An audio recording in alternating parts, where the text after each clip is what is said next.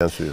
L'article 48 de la Constitution parle de l'accès à l'eau potable et en électricité, l'accès gratuit, mais on n'en est pas encore là.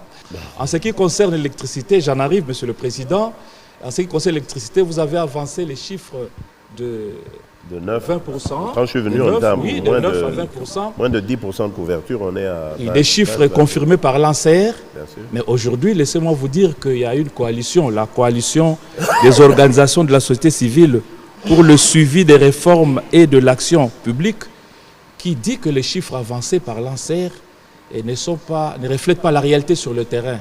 Au regard des chiffres avancés par la Banque mondiale, un taux de 20,8%, et vous avez parlé de 20%, à la COP27 c'était 14%, et cette coalition, elle parle de moins de 10%.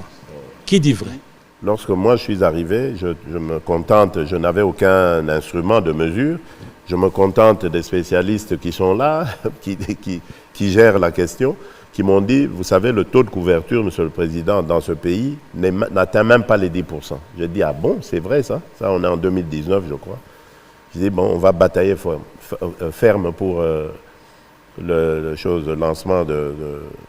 Et d'ailleurs, à ce moment-là, j'ai lancé le programme Mwinda. C'était à ce moment-là. Au moment où je lance le programme Mwinda, j'ai pris de mes propres ressources de la présidence et j'ai donné l'exemple, montré l'exemple en mettant là-dedans. Et ensuite, j'ai formalisé la direction de l'ANSER et j'ai développé des partenariats aussi. Donc l'un dans l'autre, on est arrivé à peu près 20% de couverture. Mais on va se dire, bon, ceux qui le disent là, ils ont de quoi prouver ce qu'ils avancent. Donc c'est chacun qui avance ses chiffres. Mon objectif, c'était qu'à l'horizon 2030, on soit à 70%.